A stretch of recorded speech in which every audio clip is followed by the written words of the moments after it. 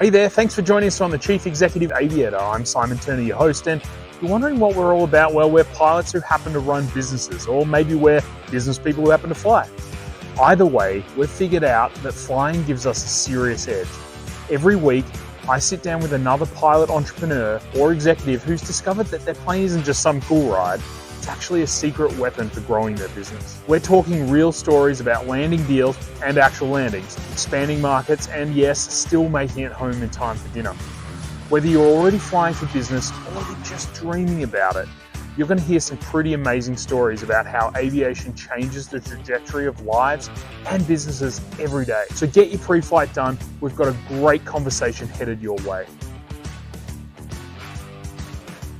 All right, well, welcome, Craig. I'm super excited to welcome Craig Fuller, better known as Freight Alley on X, and also as the CEO of FreightWaves, Flying Mag, and a bunch of other businesses, but you're all under the Firecrown banner. And great to have you here, Craig. The listeners are really going to be in for a treat today. And your love for aviation obviously brought you all the way around to buying a magazine called Flying and building a whole bunch of businesses in aviation. But tell us where the bug bit you and how you ended up getting here. Yeah, Simon, great to be here. I actually started flying at 13. And so if I think back when I was a little boy, I think the two things that really inspired me for aviation, one was Microsoft Flight Simulator. We used to fly out of Meigs Field in Chicago, and which is, rest in peace. And the second thing was Top Gun. And so I was probably 5 or 6 years old. I became enamored with both airliners and military jets and just everything that flew. And then started taking flying lessons at age 13, which established a lifelong love of aviation. Amazing. And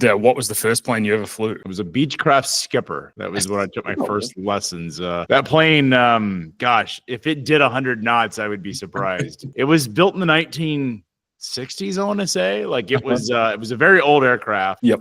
And this was very traditional flying, six-pack flying.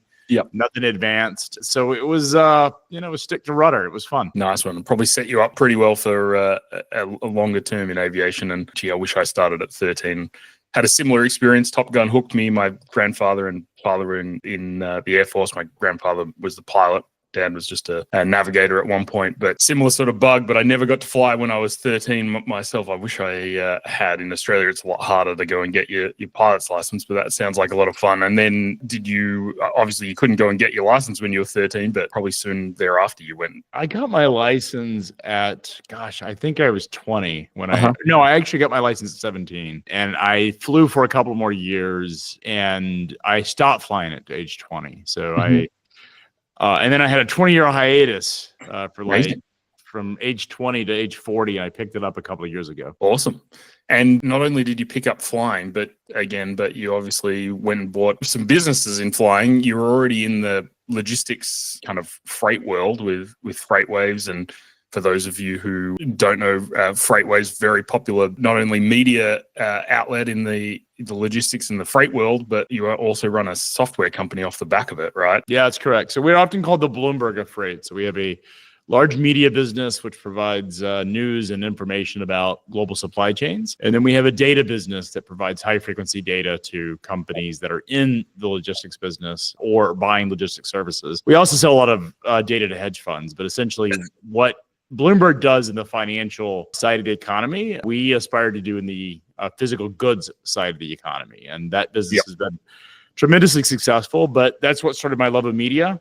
And that led me as a pilot, as a passion project, to buy Flying Magazine. Awesome. And you've transformed Flying Magazine quite substantially. It's now I have a stack of collector's items effectively sitting on my shelf just over there. Where was it when you bought it? And it was an underinvested, flying's been around since 1927. It is the largest, most read, and longest tenured aviation magazine in existence today. And it had been underinvested. It was a division of Bonnier Corporation, which is the family that owns Bonnier. It's a publicly traded company in Sweden, but the family that owns it is sort of like the Murdoch family. If you look at Rupert Murdoch, sort of the Murdoch family of Sweden, a very old school publishing house with lots of brands, owns this sort of newspaper record for Sweden. And they had a bunch of US magazine assets. Flying happened to be one of them. And they were not it wasn't a passion project for them by any stretch. They were basically,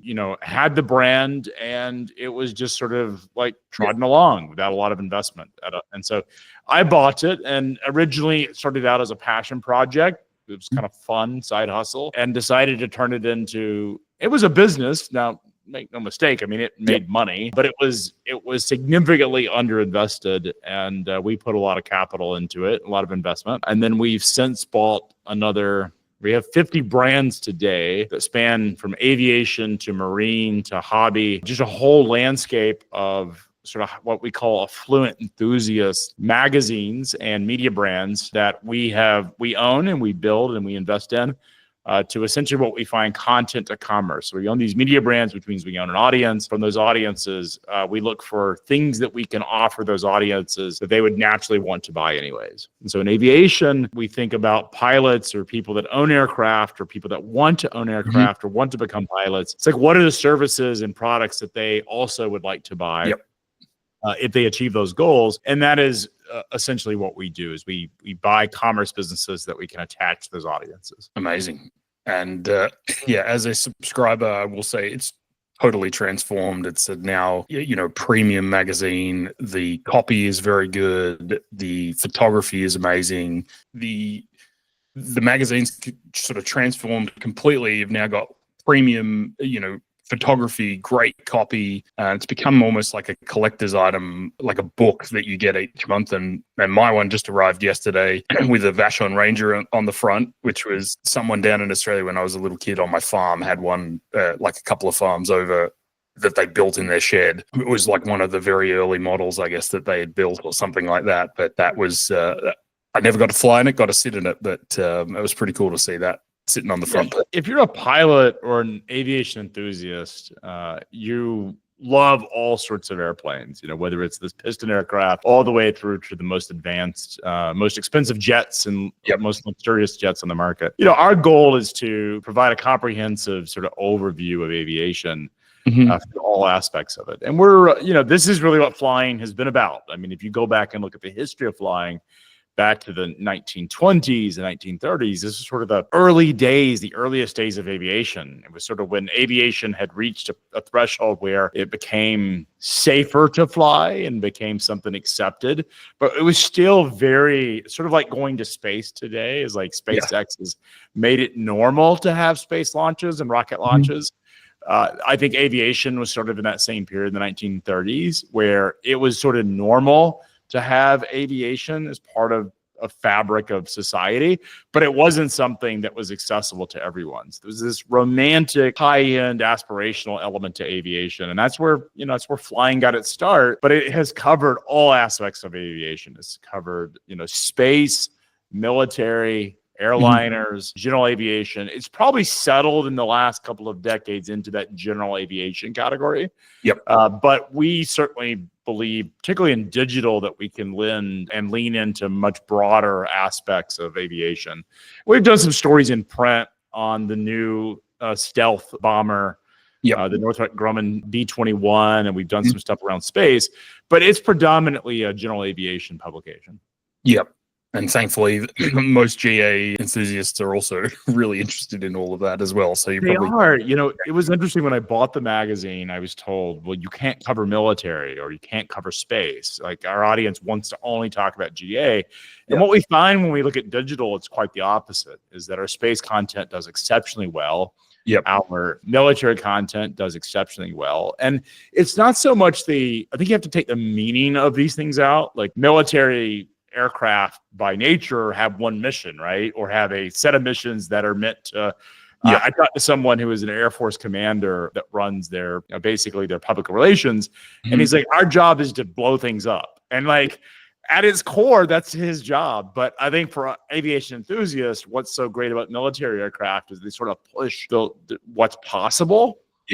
And just the physics of it, the science of it, the technology of it. Anyone that's around aviation just absolutely loves that, because it's not about what the purpose of these vehicles are, but it's what actually opens up the possibilities that they create for everything else in aviation. Totally. And the mastery of the machine kind of thing. And, people are so. I mean, fly by wire. I mean, these military aircraft, like whether it's the 22 or the 35 or even the stealth bombers and fighters, they're like physically, they're not even supposed to be airborne. Like they're not supposed to fly. And the technology and the computer systems have enabled them to actually do that, which is pretty remarkable in itself, as we've now moved to a stage where it's no longer about the pure physics of it all. I mean, you can make anything, someone who's an aviation engineer said, you can make anything fly.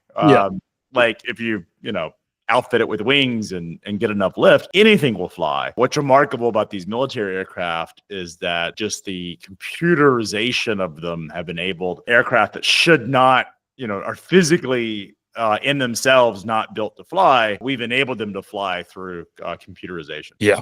Truly amazing. Shifting gears a little bit here, you've obviously got quite a lot of business in aviation, so it might not be that hard for you to use aviation in your business. But when you do, where are you flying and what are you flying typically? So I own 6 aircraft. 4 of them I personally fly, and I'm the pilot in command. They're all, the 4 that I personally fly are Pistons. Yep. So I have 2 Icon. Cool. It's the A5 amphibious aircraft. Yep. I bought one, and then they came out with some new features, and I ended up getting talked into by Icon to buy another one. Yeah. I own 2, which is amazing aircraft. Absolutely love the Icon. It's not a fast airplane, but it's a very capable airplane, particularly on water. I joke that it's a jet ski with wings. It looks like, and it's cool flying around the rivers and lakes and stuff. You just get to experience a different side of aviation. And that's what's great about aviation. And then I have 2 single engine Pistons that are sort of my cruisers. One is a Tecna Mistora, and the other is a Bristol 915, Rotax 915. So those are the ones I fly. And then I have Vision Jet that we have a pilot that we use. So I fly second seat. And then we have a PC-24 that I have not flown second seat in, but I love that aircraft. And they all have different missions at the end of the day. I mean, the Bristol and the Tech are very similar missions. Obviously, the Icons are interchangeable. Yeah. When you get into a Vision Jet and a PC-24, you're really going on different missions for different purposes. And so we manage the aircraft based on what we're doing in those particular days. Amazing.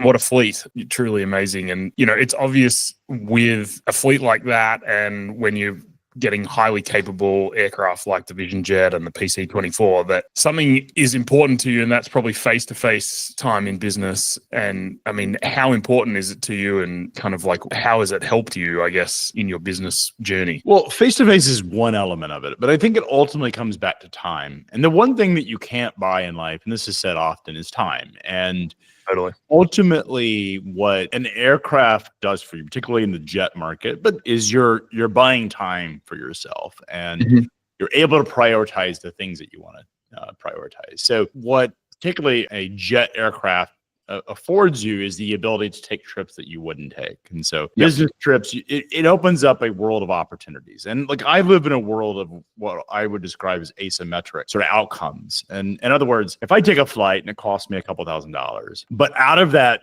opportunity, I go into maybe I have a client meeting, or perhaps it's an acquisition. We've done 20 some odd acquisitions. The ability to accelerate that timeline, or the ability to take advantage of those opportunities that I wouldn't take if I had to fly a commercial, enables me to continue to take those asymmetric outcomes and those asymmetric bets faster and more efficiently, because I bought time to do that. And ultimately, when you're busy, I run 2 businesses, but these businesses are have an enormous amount of complexity to it.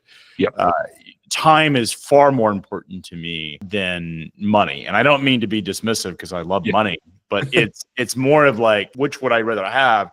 I'd rather have time. I have 5 children. So just the normal aspects of kids, and these are young kids, so they have lots of activities and things, and I have some older kids that are teenagers. I want to spend time with my family as much as possible. I also want to be able to take advantage of these opportunities. And so in a world where everything's asymmetric, is the amount of money I spend flying is very small compared to the outcomes that I potentially open up by by Yep. being accessible, being available. Amazing. And, you know, with that ability, do you have a specific story, and you don't need to maybe name names, but it was sort of like a very memorable trip? You know, maybe it was something like the FedEx founder flying to Vegas to get the payroll, or You know, most of it gets to be, I would love to have a great story about, you know, made payroll or saved a company because of an airplane. Yeah. I don't have those great stories because they tend to blend into your normal everyday life. And so flying,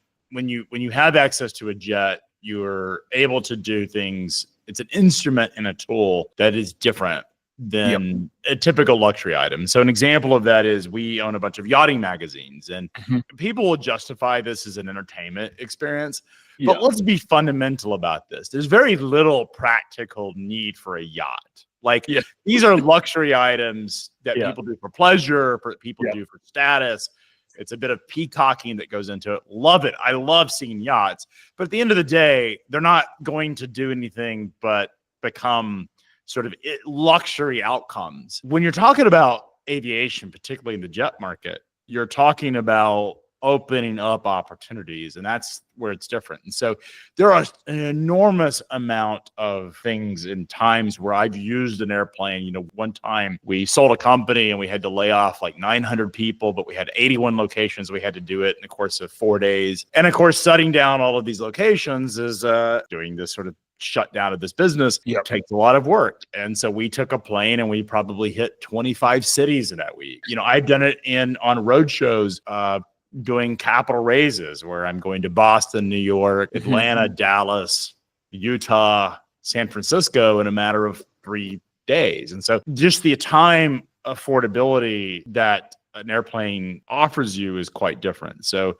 you know, my dad ran a large trucking company and they would have an accident. And think about a truck accident. You know, these lawsuits can just even, I mean, most, you know, 82% of truck accidents are actually caused by a car, an automotive, not caused by the trucker. But the problem is you get in front of a jury and there's a jury trial. Inevitably, the trucking company is going to pay. And we're talking potentially tens, if not more, money. So one of the things they would do if there was a fatal accident, which is unfortunate, but when you have, you know, 7,000 trucks on the road, these things do happen. They would have a response team that was available like within hours. The moment there was a phone call about an accident, a fatal accident, they would immediately become airborne and fly out to the location because they had safety inspectors, they had photographers. They basically had an accident reconstruction team, because the problem is that the local authorities that are doing these sort of accident reports are not experts at that, nor do they really, they're not judicial perhaps in all aspects to try to sort of, and so this is a way to sort of protect the business, if you will, to get the best information about what happened at the accident, to sort of prepare the defense that would inevitably come up. And so those are situations where I have seen it used effectively. I've seen it used, you know, for M&A purposes. I've done transactions where I had the opportunity to meet a founder that perhaps was looking at a couple of different buyers of his business and was in a bid process, and the value of what we were offering at some point, if it's in the same ballpark, is irrelevant. It's who do they want to sell the business to? And the nice thing about having access to an airplane is you can get in front of that founder. And, you know, at least they get to put eyes on you and spend time with you to build a level of trust that would be much more difficult through Zoom. We had daughters that during COVID, so we had daughters that were 3 months early. They were in the NICU. They were 1 percentile when they were born. It was sort of touch and go about even just survivability of our children. And they ended up doing quite well. They're thriving 3 years on. But there was a period of time where my wife wanted to go visit her family. And this was a very stressful time. And our daughters were, you know, very fragile, and we couldn't put them on a commercial airplane, obviously due to COVID. So we had to limit their exposure. And so we started chartering aircraft between New Jersey, where my wife's family's from, and Tennessee. And that afforded us that ability. So there's so many stories in aviation where you can blend the life aspects of it into the practicality, and it's almost countless examples of that. Totally. I mean, that example you just gave there of, being able to do something for your family is phenomenal, and you've reduced risk, to a certain degree. And then, with your dad's trucking company and stuff like that. I mean, it's just, I hear these stories all the time. And I think a lot of people don't realize how much of a true utility it is. A lot of social media, it's seen as a luxury and it's a big flex and that sort of thing. But, I can tell you, when I get into my turbo retractable 182, it's not luxury. It's not a flex. Yeah. It's got no air conditioning, but I can go over to business in Northwest Arkansas and be back by lunch. Well, I have a Bristol. In fact, I went to the Up Summit, which is held in Northwest Arkansas. Yep. And I flew from Tennessee to Bentonville myself. And the nice thing about general aviation, whether we're talking the jet or even that airplane that does, 144 knots, is that I was able to go when I was ready to leave and go to Arkansas and come back when I was ready. I didn't have to stay an extra night. And I think that's really, I live in a small town. Chattanooga, Tennessee is a small city. It's about 180,000 people. And we don't have great commercial air service. I mean, there's regular air service. Delta and American fly in on a regular basis. United has like one flight a day. But you connect to like 8 cities direct. And the problem is that you're limited by the airline schedule. So you end up, inevitably, if you travel, you end up adding at least 1, maybe 2 nights, just because you have to make the airline schedule work. You have to sort of build your entire travel. So think about a 1-day trip. Let's say that I'm going to Kansas City.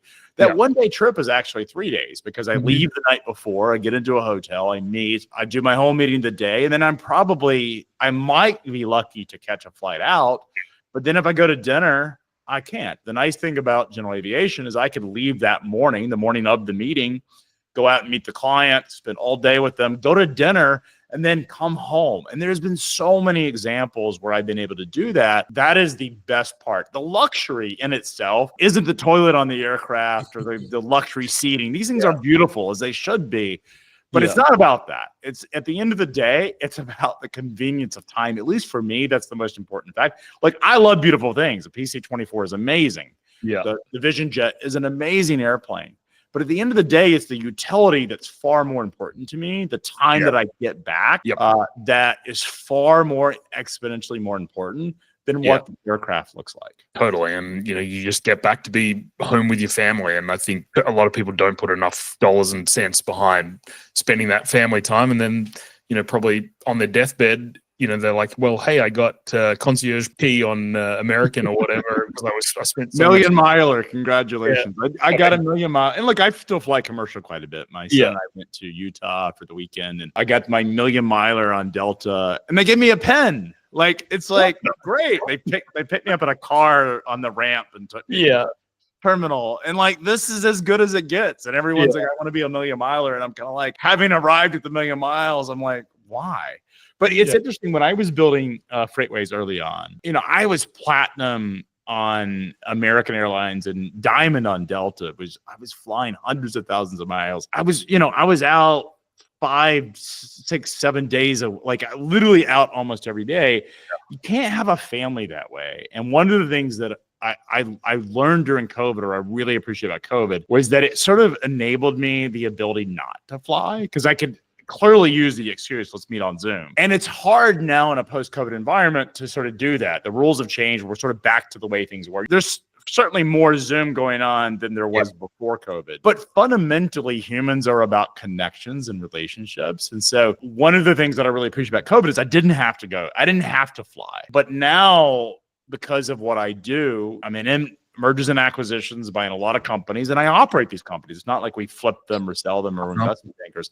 I have to operate them. And there are times when we need to make a decision immediately or to go visit a client immediately.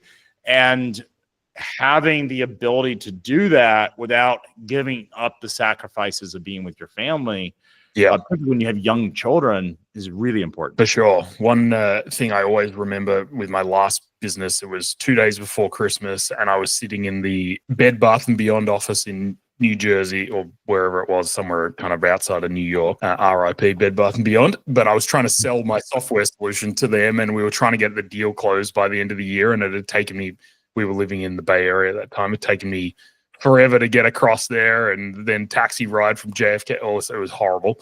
Anyway, I was sitting in there and I was thinking, oh, I wish I could have just done this over Zoom. It would be very easy. And then storming through the office comes Mark Benioff and like 3 other Salesforce execs, because they're trying to get a deal done before Christmas. Yeah. And then I was like, man, if he's worth $10 billion and the company's worth however many tens of billions of dollars, and he's coming in to do that, I need to like suck it up and just get more face-to-face time. Showing up is so important. And, you know, this is where events like conventions and events, and we host events at FreightWaves, they matter. And you make, you know, one of the things that's underappreciated about that is not the content. The content's valuable. It's the networking. And I have seen so many deals, whether I'm buying a company or even selling a company, that is done because of a relationship where you set aside someone at dinner, or you met someone in a conference deal, you heard someone speak. That's how relationships are built. Certainly, you know, you and I are friends now that we've spent the last 40 minutes talking to one another on this podcast, but there's a exponential change in the relationship when you're in person. You get to know that person. It's just so different. And unfortunately, or fortunately, technology has not replaced that. Totally. Like, the metaverse does not exist at the way Mark Zuckerberg described it 5 years ago. And thank God for that, because I still appreciate the human connection element. Yeah. I mean, that's what makes it enjoyable. And it's probably some instinctual thing that, to me anyway, it's the face-to-face stuff that really makes it enjoyable. And I ran a remote company. You know, my last company before we sold that was a fully remote company, but the times when we come together, the connection you build is so much better. Yeah. And the thing is, so I had a meeting just a couple of days ago where it's a company, we're going to do a joint venture, and the founder was with me. And we could have, you know, we spent 4 hours together. We had lunch and we met for a couple of hours. You couldn't have pulled that off on Zoom. And the reason you couldn't pull it off on Zoom is, who's going to sit on a 4-hour Zoom? Yeah. Like, this is like, okay, you went to lunch, you're walking, because Chattanooga is very walkable downtown. Walking and then going into another meeting. There's just something about the experience of being with somebody that you get to know somebody and really establish that trust. And again, all at the end of the day, as a pilot, let's take that away. But I enjoy flying regardless. But at the end of the day, the function of having an aircraft is the amount of time that you gain back. These are time machines, and the amount of time that you get back to doing things that are productive.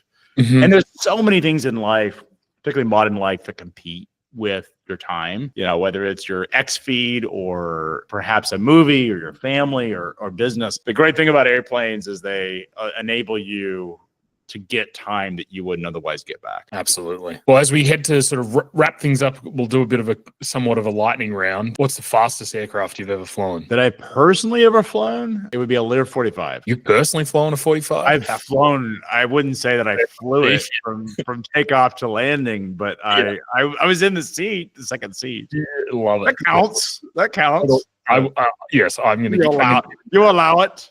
I'll allow it. And what a cool I would say Vision Jet.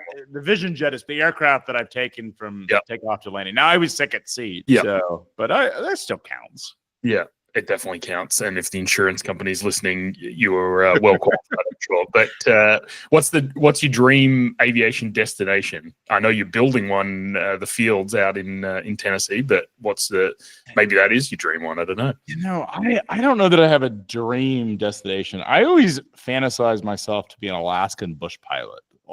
It's never going to happen. It's one of these things that, like, I think everybody has this sort of like unrealistic dream of something they would do in an alternative life. And for me, being an Alaskan bush pilot just seems so cool. Yeah. I mean, it's like a high fatality rate. But that's okay. Like, because I'm never going to do it. But it was always sort of this romantic notion that I had that was just like, those are the most rugged pilots. I probably would hate it. If we're getting completely honest, it seems like a pretty miserable existence. And I'm, you know, for those that do it, shout out to them. But like, that would be the ultimate sort of my fantasy. And then, of course, going to space, again, something I'm unlikely to do, but still is romantic.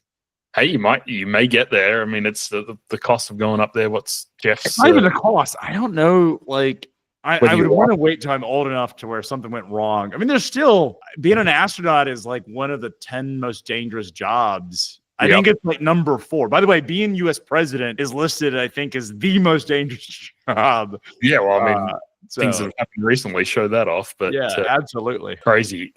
What about a dream aircraft? What you've already got like some of my dream aircraft in your fleet, but what about a dream general aircraft? aviation? It can be anything. It could be anything. You know, if I could have an F-35 or an F-22, probably the 22, that would be there. I kind of like the stealth bomber too, or the stealth, the stealth fighter. Actually, the F-117. Yep. Is actually, I think, cooler. And it's so sad that they decommissioned it.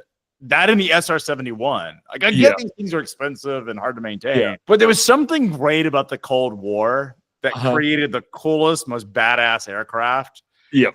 That's what I'd like to have. If I had like an unlimited dream, it would definitely be some like a stealth fighter or an F-22 or something. Well, I believe someone had listed a B2 on Facebook Marketplace, so you might have to. Oh wow! Okay.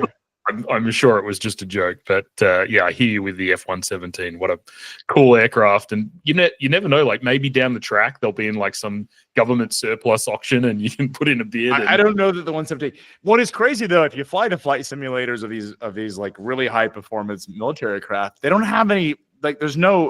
There's absolutely, the avionics are very limited, and you can't see out of the hood. Like, how do you fly these things? I don't know. It's quite different. So yeah, totally. What's one technology or tool that sort of transformed your aviation experience? I mean, GPS is completely like the glass cockpit. So when I was originally flying as a glass cockpits weren't even around. GPS, my dad and I flew a Cessna. I want to say it was either 140, 152. I can't remember. Yeah.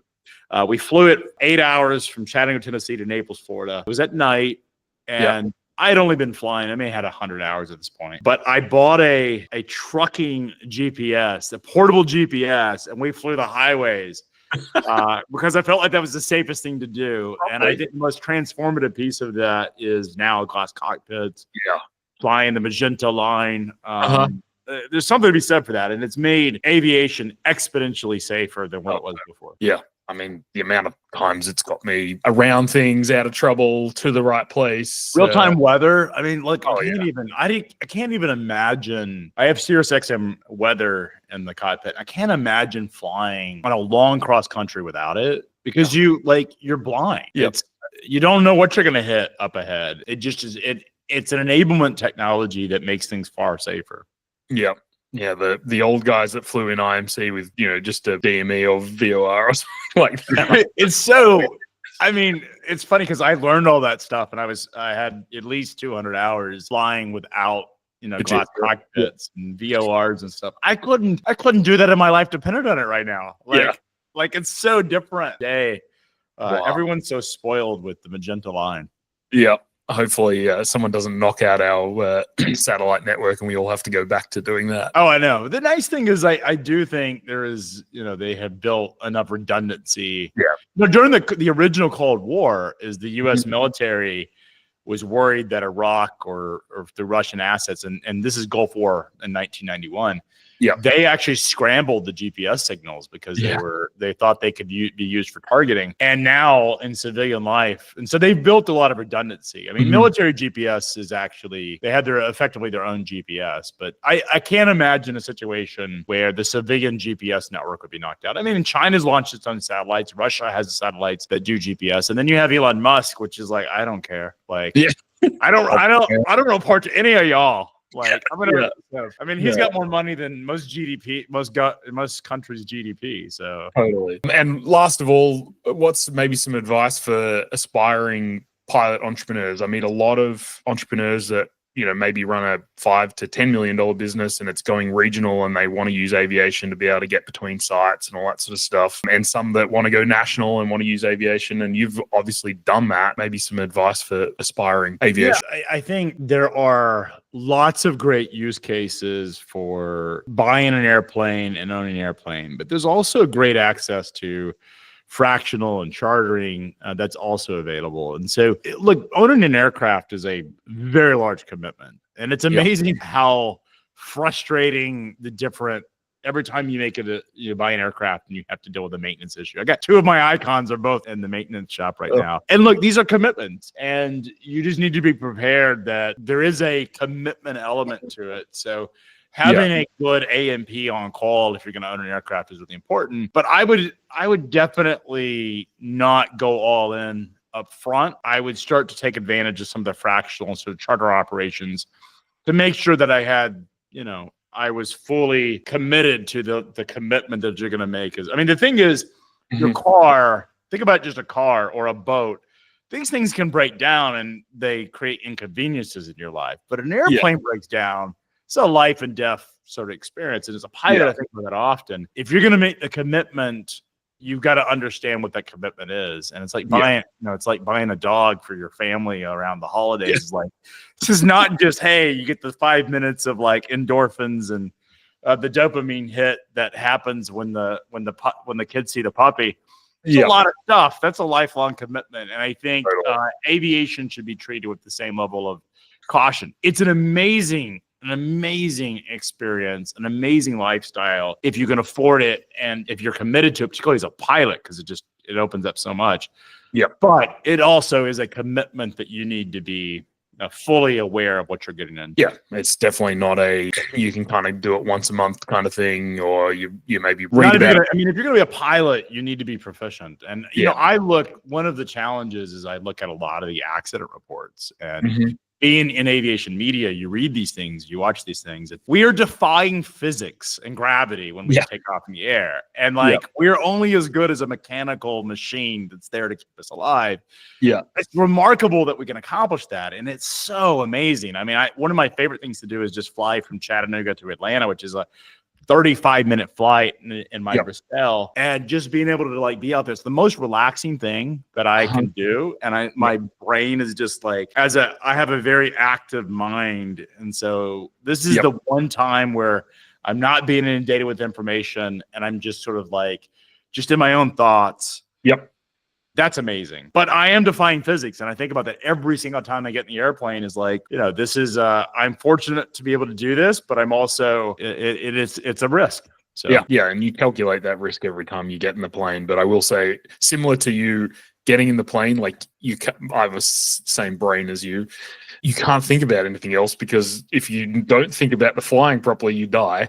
Exactly. I remember... Simon, sounds like you've been probably in retail, your retail software business, have been to Northwest Arkansas to Bentonville. And I remember when I left the Up Summit, I was taking off. It was at night, it was in the evening. So the sun was about to set. And I just remember the air was so smooth. And I'm like, what's wrong? Because it was just overly, it was wait, this doesn't feel right. So love that. Well, anything else before we wrap things up? No. I'm excited to see where this podcast goes. Best of luck. It's a new journey for you, and I appreciate you having me. Thanks, Craig, and thank you for joining us on the Chief Executive Aviator, and we'll speak soon. Talk soon. See you, Simon. Hey, thanks for flying with us today. If you're getting value from these conversations with other pilot entrepreneurs and executives, do me a really quick favor. Hit that subscribe button or the follow button, depending on what app you're using, so you'll never miss another episode. And if you've got an extra minute and you loved us, drop us a 5-star review. Those reviews help other aviation-minded business folk find us, and honestly, they really just make my day. What about you? Have you got a story about using your plane to grow your business, or maybe someone you know? Well, shoot me a message on X at Simon G. Turner or at the Chief Executive Aviator podcast, or pop me an email, simon@turneraircraft.com. See you on the next Chief Executive Aviator.